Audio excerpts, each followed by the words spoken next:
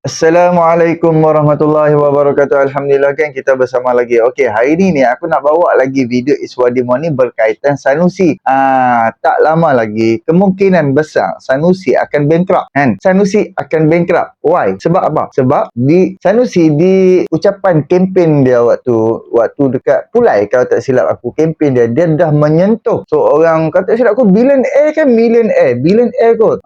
Vincent Tan berkaitan projek-projek yang dekat negeri Selangor. So, tanpa lambat-lambat Vincent Tan terus saman Sanusi, kau-kaunya kena. Kan? 200 juta ringgit. Dan Sanusi bakal disaman. Dah disaman. Dah di dalam proses untuk saman Vincent Tan kepada Sanusi. So, kita mengharapkan, dan satgi Iswadimor ni dia akan memperjelaskan kepada kita lagu mana, macam mana.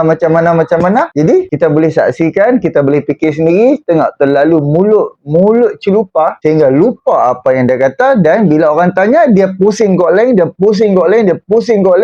kononnya dia nak tunjuk kata dia berada di jalan yang benar. So, inilah cara-cara pimpinan yang dididik oleh Tan Sri Hadi Awang. Bukan Tok Guru, tak ada orang iktiraf dia sebagai Tok Guru kan, hanya Tan Sri saja. So inilah anak-anak didik Hadi Awang. Jom sama-sama kita dengar apa yang diperkatakan oleh Iswadimor ni berkaitan Sanusi Makno disaman oleh Vincent Tan 200 juta ringgit. Dan yang last kali katanya dekat Pelangai, and aku buat video hari ni, katanya kalau macam Pelangai menang, kerajaan Pahang akan tumbang dan Tuan Ibrahim Tuan Man sebagai Menteri Besar Pahang yang baru.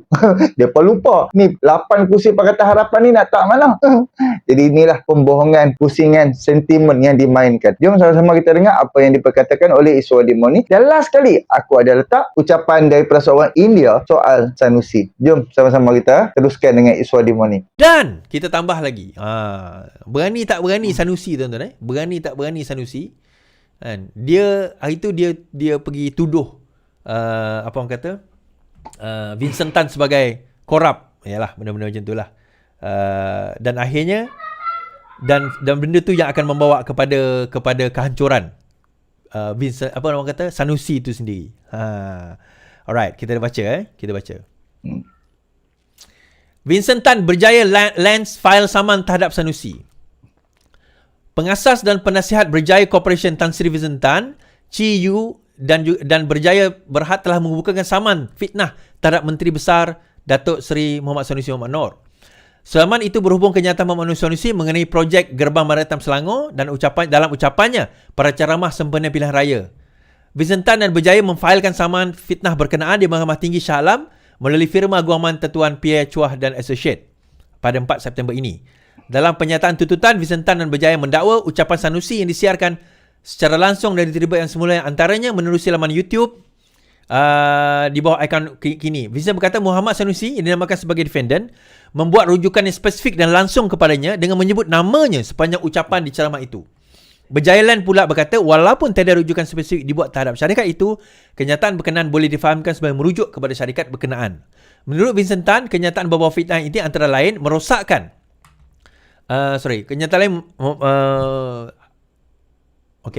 Menurut Vincent Tan, kenyataan bahawa fitnah itu antara lain bermaksud beliau dan syarikat terbabit adalah korup dan kroni Menteri Besar Selangor Datuk Seri Amiruddin Syahri serta memperolehi tanah seluas 600 hektar secara percuma. Yang ini adalah central question yang nak dibawa.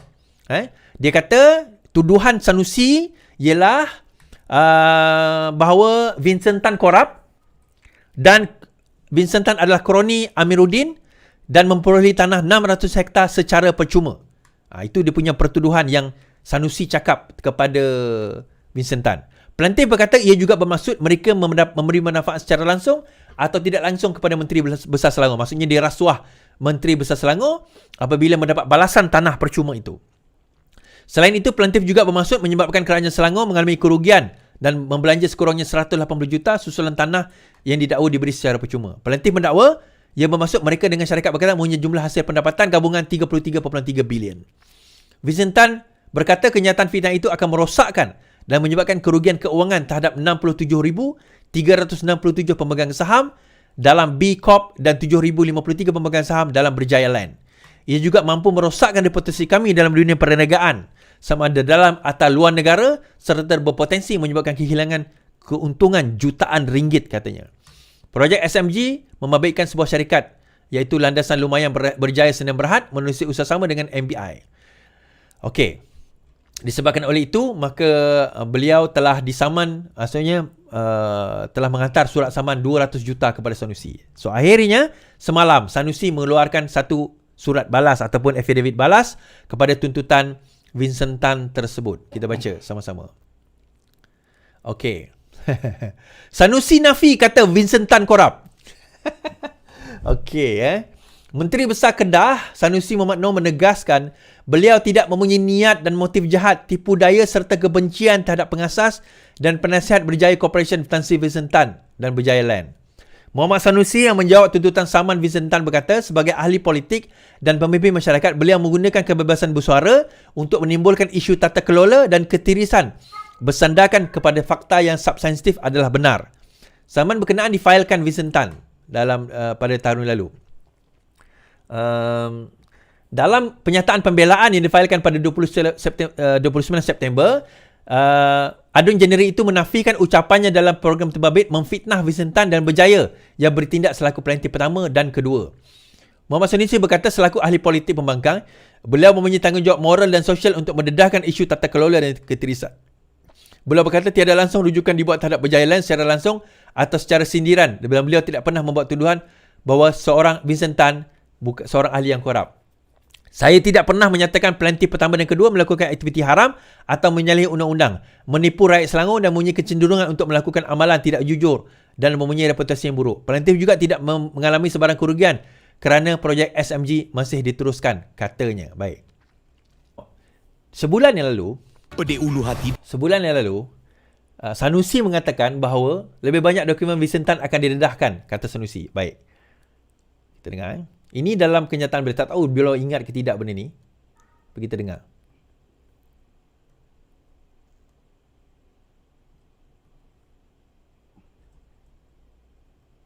Berita utama. Menteri Besar Kedah Datuk Seri Muhammad Sanusi Noor tidak akan melayan tuntutan permohonan maaf terbuka oleh pengasas dan penasihat Berjaya Corporation Berhad Tan Sri Vincent Tan dan Berjaya Land Berhad. Calon Dewan Undangan Negeri Jeneri mendakwa kes itu mula mendapat perhatian dan dokumen mengenainya akan didedahkan kepada umum.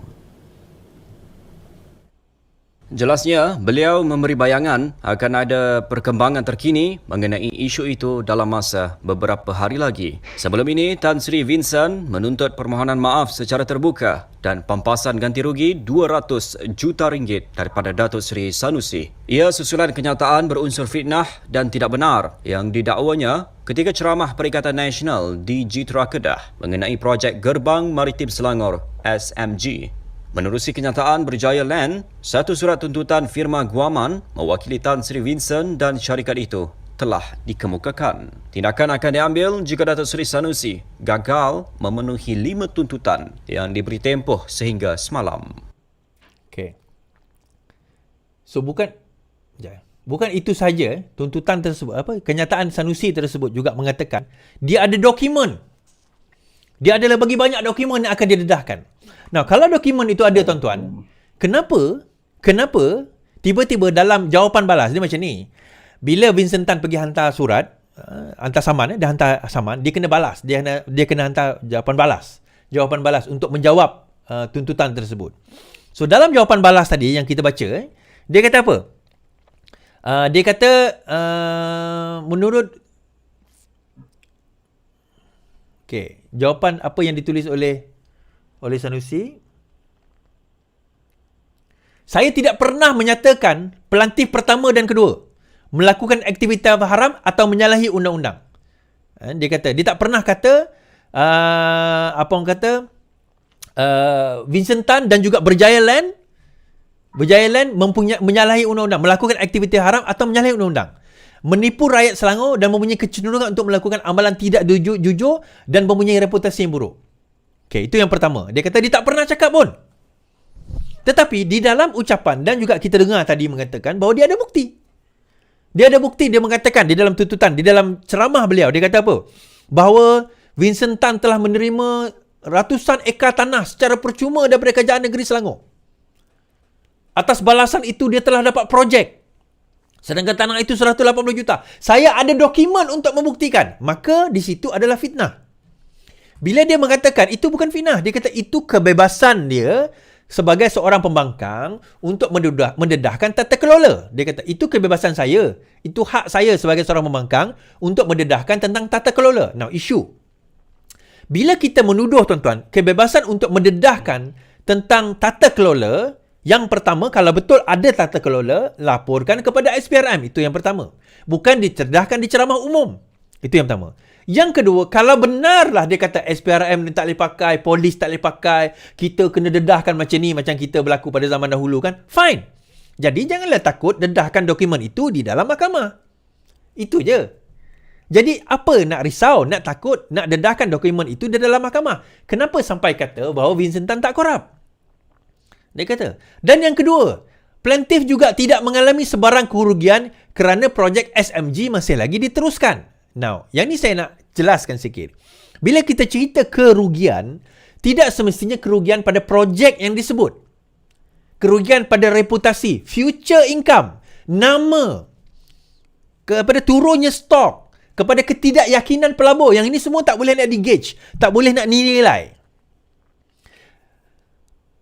The fact dia mengatakan perkara tidak benar sehingga merendahkan reputasi sesuatu entiti itu, sama ada individu ataupun syarikat, maka itu sendiri amounts to, tantamounts kepada apa? Kepada fitnah, tuan-tuan. Yang boleh disaman. Itu tantamount kepada fitnah yang boleh disaman. Jadi persoalan kita sekarang ini, kalau Sanusi itu berkata benar, dan bawalah benda ini ke, apa orang kata, ke mahkamah. Kita tak ada masalah. Kan? Kalau tak, kenapa dia sanggup nak mendedahkan perkara tersebut? Ini belum cerita Amir pergi saman Sanusi lagi. Ini baru Vincent Tan saman Sanusi. So, kalau berani, teruskan. Lawan. Kan? Kalau berani hak tersebut, maka teruskan. Bagi saya, Sanusi akan kalah teruk ni, tuan-tuan. 600 juta dia kena buktikan dalam mahkamah ni. Bukan kerja Vincent Tan nak kena buktikan dia tak terima tanah tersebut. Ini kerja Sanusi, nanti dia kena dedahkan bahawa benar setiap dakwaan tersebut terhadap Menteri Besar, terhadap Vincent Tan. Kalau dia kalah kes terhadap Vincent Tan, automatik nanti dia akan kalah terhadap Amir. Dua saman dia kalah. Kan? Yang tu lain kali hati-hati. Kalau nak memfitnah orang, ini pas dengan fitnah, dia tak tahu lah, tuan-tuan. Tapi ramai orang percaya tu. Itu masalahnya. Kan ramai orang percaya. Dalam masa yang sama, tuan-tuan, pelangai ni, ada cerita pelangai. Ada yang mengatakan, ada yang kata, kalau pelangai ni menang, jatuh kerajaan Pahang ni. Saya fikir. Sekarang ini, BN ada 17 kerusi. Barisan Nasional ada 17 kerusi. Perikatan Nasional ada 17 kerusi. So, seri. Tetapi Pakatan Harapan ada 8 kerusi. So, sekarang ni Pakatan Harapan bergabung dengan Barisan Nasional. Katakanlah, na'udzubillah, jatuh pelangai, 16 Barisan Nasional, 18 Perikatan Nasional. Tetapi 16 campur 8 masih lagi majoriti kepada BNPH.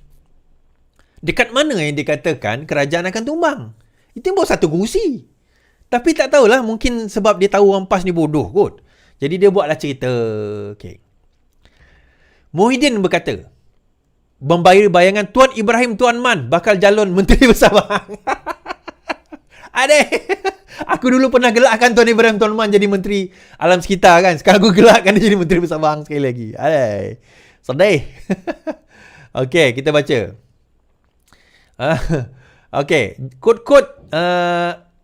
esok bangun pagi, mana-mana yang berhormat masuk jemaah kita, Menteri Besar sudah ada, Tuan Ibrahim Tuan Man katanya.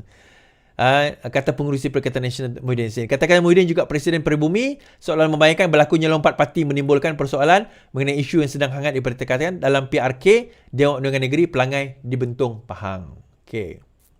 Kemudian ini perkara yang sama dikatakan oleh Muhyiddin dalam Malaysia Kini. Dia kata PN win in Pelangai can trigger change of Pahang government. Perikatan Nasional can take over the Pahang government through defection after it wins the Pelangai election, said Muhyiddin Yassin. Okey. Right, saya tak nak baca yang lebih kurang je poin cerita dia. Dia macam ni. Kenapa dia yakin kerajaan Pahang ni boleh berubah, tuan-tuan? Yang pertama dia kata kan. Dia kata kalau sekiranya Pelangai ni kita menang, ini sebab dia nak suruh orang menangkan Pelangai juga. Sebab dia tak ada modal. Sebab kalau ikut kajian sekarang ini Pelangai BN boleh menang. Okey. Kalau Pelangai ni tumbang, maka ada di kalangan ahli-ahli UMNO di dalam kerajaan Barisan Nasional tu akan melompat. Sebab Pahang tak ada aktif lompat parti tau. Akan melompat. Jadi kita membentuk kerajaan bersama dengan PAS di Pahang katanya. Now, kita kena fikir beberapa isu. Yang pertama, kalau nak lompat sekalipun, kenapa? Kenapa mereka nak lompat? Dapat pangkat, dapat kedudukan. Pahang akan jadi negeri pembangkang. Sekarang ini Pahang adalah negeri di bawah kerajaan, bersama dengan kerajaan. So, kalau lompat nak jadi negeri pembangkang, itu yang pertama. Yang kedua, tuan-tuan, kalau dia lompat sekalipun, akhirnya yang melompat itu akan dapat apa? Itu soalan dia. Yang melompat itu akan dapat apa? Takkanlah Exco nak bagi pada yang melompat. Katakanlah PAS memerintah, PN memerintah. Takkan Exco nak bagi pada melompat. Yang 17 orang tu bagaimana 18 orang yang menang tadi tu?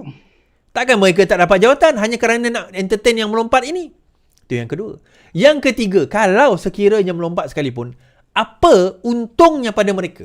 Kerana mereka macam saya sebut tadi jadi pembangkang. Yang tadi jadi pembangkang. Untung pada mereka tu. Bermakna, kalau tak dapat untung sebagai kerajaan negeri mungkin dia dapat lah kat situ. Tetapi daripada segi dana, duit tu, berapa yang mereka dapat? Sebab itu saya selalu kata, kalau mereka lompat ni, SPRM kena masuk, tangkap je dulu. Buat siasatan. Berkemungkinan ada duit bertukar tangan, tuan-tuan. Mustahil dia nak lompat-lompat tu kerana prinsip. Tak ada prinsip undang-undang dekat situ. Prinsip akaun ke apa, tak ada. Dia mesti ada sesuatu yang dia dapat dekat situ menyebabkan dia nak melompat. Jadi daripada situ sebenarnya, kita tak nampak Muhyiddin Yassin sekarang ini Perikatan Nasional desperate dalam nak memenangi pelangai ini. Dalam nak memenangi pelangai ini. Baik. Saya mohon maaf kalau sekiranya saya terlanjur. Tetapi sebagai seorang manusia yang bermaruah, mempunyai etika, mempunyai integriti, dan juga seorang manusia yang berkemanusiaan, dan juga yang saya boleh nyatakan di sini, saya pun alim juga. Sebab saya pun sembahyang dengan cara saya, diajar oleh ibu bapa saya, melalui tok guru saya. Tapi pada hari ini, saya rasa terpaksa bersuara. Kan? Terpaksa bersuara. Suaranya berbunyi begini. Kita hina, kutuk, kita menghukum seseorang dengan kata-kata kita, bukannya secara berdepan. Bukannya secara berdepan. Maksudnya kamu nak hina dia, kutuk dia. Bila kamu jumpa, berani kamu kutuk, hina dia. Itu satu tanda untuk membetulkan dia. Itu tanda keberanian yang pegang kepada kuasa agama, kuasa Tuhan, nak menyedarkan seseorang itu sebagai ayah, guru ataupun seorang pendidik. Bukan duduk di pentas, hina, kutuk, macam-macam. Ingat, satu jari tunding ke depan, 4 jari tunding kepada you. Satu jari tunding seseorang tak berani berdepan, tetapi di belakang, ini bakal bawa malapetaka yang besar. Percayalah, kuasa semula jadi itu mutlak. Melafazkan, mengungkapkan ayat. Dia akan pergi, dia akan balik kepada kamu sendiri satu hari. Mungkin hukumannya ataupun kuasa Tuhan. Kalau manusia tak boleh menyedarkan seorang manusia sudah tidak mau sedar, tidak mau lagi mengambil inisiatif untuk menukar dirinya menjadi seorang yang boleh dicontohi, tidak mencerminkan sesuatu yang holistik, berkemungkinan kuasa Tuhan itu kuasa yang cukup mutlak. Dia akan menyedarkan melalui cara-cara tertentu. Saya doakan supaya beliau diperbetulkan, beliau diberi pedoman, beliau diberi satu peringatan, dan beliau juga diberikan satu kesedaran yang boleh mengubah. Bukan apa, sedih. Kita tak boleh tahan. Bila tengok atas pentas, tak pernah mana-mana ahli politik kutuk, hina, keluar dengan kata-kata yang tak langsung masuk akal. Seorang yang berpendidikan tinggi, pegang agama, dia tidak akan buat hal-hal ini. Sebab itu bukan saja boleh menjatuhkan maruah, boleh juga menjatuhkan tata kelola, dan juga tak boleh dijadikan satu teladan oleh anak-anak muda kita. Fikir-fikirkanlah, war-warkanlah. Master G. Okey kan. Alhamdulillah kan kita dah bersama dengan Iswadimoni. Iswadimoni pun dia dah memperjelaskan dengan berkaitan parti PAS ni. Parti PAS ni mengarut pada aku. Dia memang mengarut teruk dah. Dia dah tersasar daripada perjuangan dia. Perjuangan dia untuk apa? Untuk agama. Untuk agama. Tapi langsung adab apa? Adab pun tak ada. Adab langsung dia tak tunjuk adab kan. Kalau adab dia baik, orang takkan serang dia. Kalau adab dia baik, orang takkan saman dia. Kalau adab dia baik, orang akan peluk cium dia. Kalau adab dia baik, orang akan suka dengan dia. Tapi kenapa? Ada setengah memanglah seronok dengan cara dia, suka kononnya dia perjuangkan Melayu, perjuangan agama, perjuangkan segalanya untuk rakyat miskin. Tapi apa yang dia dah buat sepanjang pemerintahan dia, dan hampa boleh tengok sepanjang dia jadi menteri besar kan, apakah yang dah berjaya? Oh, bagi tanah apa yang ada dekat muka bumi, nah ambil. Tapi sekali bagi, tapi tak ada langsung untuk proses kehidupan.